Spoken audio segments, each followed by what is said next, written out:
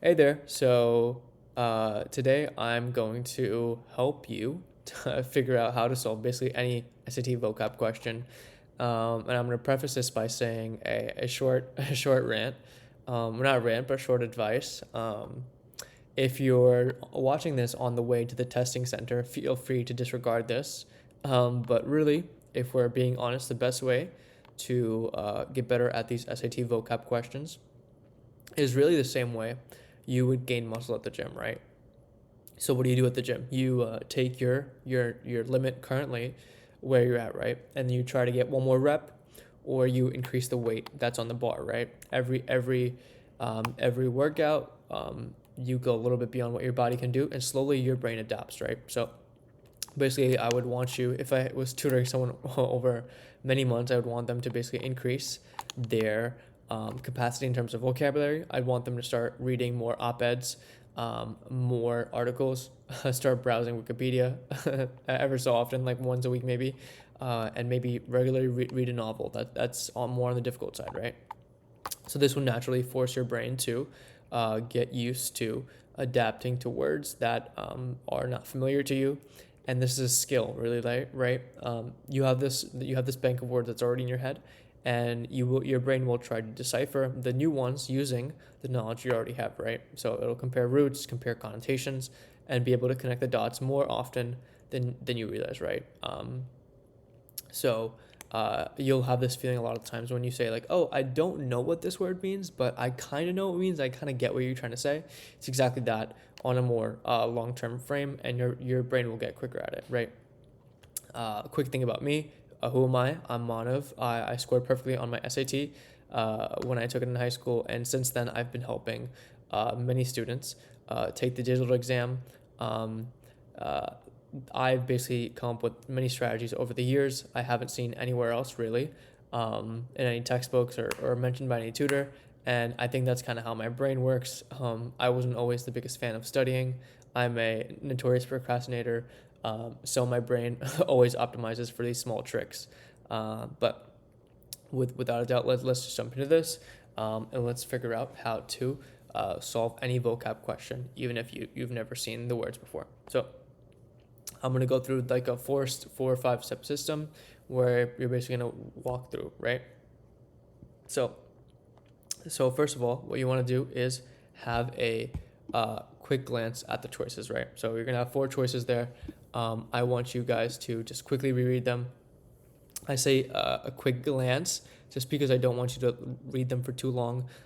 If you focus on them and you try to like reverse engineer the choices first, you're going to bias towards the ones that you're very familiar with. And the newer ones that you're maybe less familiar with are going to go down in ranking in your brain, right? Even though they might be the right choice. Then what you're going to do is you're going to actually get to reading the passage, right? So you're going to read that passage, and then you're going to note where that blank is. Maybe read it twice if you have to, right? I usually do. No, so no shame there. And then I want you to basically, this is where the sauce really comes in. I want you to fill in the blank, it like basically in your own words, right? And what this is going to do is going to use that subconscious mechanism I really talked about. You want to try to fill in that word as simply as you can. And in fact, the more simple that you can make this fill in the blank word that you put in, it shows that you have a great understanding of the context, right? So that's basically the main meat and potatoes of it. And then finally, you want to choose the choice that most closely matches your word, right? So this may seem kind of intuitive already, but I promise you, if you consciously try to fill in the blank and then choose a choice rather than just like sort of like randomly going back and forth, I promise you that you will see better results. Almost every student that I've advised to sort of start doing this method has increased their vocabulary range, right? Before I dive even further, the reason I push vocab so heavy is because it kind of sets the tone for the rest of the module. It's always the first question, so if you leave a couple of those questions and then you feel like you didn't do well on them, it's gonna really like damper your emotions for the rest of the exam. Which is why I put such a good emphasis on it. If you really knock these out of the park, you're gonna be going through the rest of the reading with your chest high, So yeah, that's sort of what I'm going at there. So a small tip also. So not only do I want you to sort of match the meaning, but I want you to also look at the connotation of what you think is going to fill in the blank. So if you think that if it's a negative word, positive word, or neutral word, I want you to make a quick note of that. But really the meat and potatoes of it is that I want you to fill in the blank, right? It's literally, it's a really easy strategy, but you'd be surprised on the gains that you're going to see here. And let's practice this ourselves together. Let's literally go through some questions literally right here. So let's see. Let's go. Okay. Let's try this one out. So let's take a look here. Let me move my face down here. So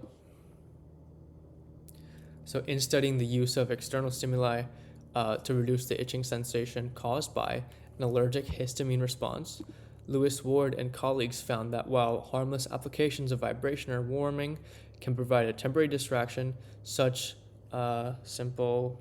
See, I already got in my head, so simple stimuli. I'm going to make my pen a bit thicker, actually, before we go forth. But yeah, I would just say simple stimuli. Simple stimuli actually offer less relief than a stimulus that seems less benign, like mild electric shock. So actually they gave us two words of our own actually here already, right? So we have simple already that I came up with, but they also gave us two, if you believe it or not. They gave us harmless, and they gave us one more here. They gave it to us here. So they're saying less benign, and this is the opposite of what we're going for in the sentence. So what we really want to look for is something that's simple, harmless, benign, something else that I'd probably add in. I just say like low key / like low intensity. That's also like what I'm looking for here. So we can match which one matches here well. Novel means new, so right off the bat I'm crossing that out. Impractical really has nothing to do with any of these words over here. In fact, impractical is kind of the opposite in certain senses of the word simple. Innocuous means like innocent, and harmless. So it's literally kind of matching perfectly so far. So B is my strong choice, and then A is deceptive, which kind of makes you think of some spy sort of thing, right? It's probably not gonna be that one. So yeah, B is our best choice here, right? Let's check which other one do we want to do. Let's try out this one over here about the scientists. So Monica Lopez Ferreira and others at Brazil's Butantan Institute are studying the freshwater stingray species, PR, to determine whether biological differences such as the ray's age and sex have blank effect on the toxicity of their venom. That is, to see if differences in these traits are associated with considerable variations in venom potency. So I would also say in here, like significant, I would say clear, or I would say maybe impactful. These are the three words that I would kind of bring to my head, right? And let's see which one of these matches the choices best. So imperceptible is literally the opposite of all these three words. Acceptable is like kind of like meh. The only one that really matches well is substantial here, actually, because substantial literally means this. It means large, which is pretty close to significant, right? So number one, I think this tip really drives forth like your understanding of the text, because it forces you to kind of like improvise, and the best things are often improvised. And yeah, that's about it. That's my small tip for you guys today. If you'd want to work with me, I have my link in the description for a free class where I can share some other tips for you if you're curious about a specific question type or anything else of the sort. So please book some time with me. I really think I can make a huge impact on your scores in a pretty short amount of time, because I've done it many times before. But yeah, thank you so much, guys. Bye-bye.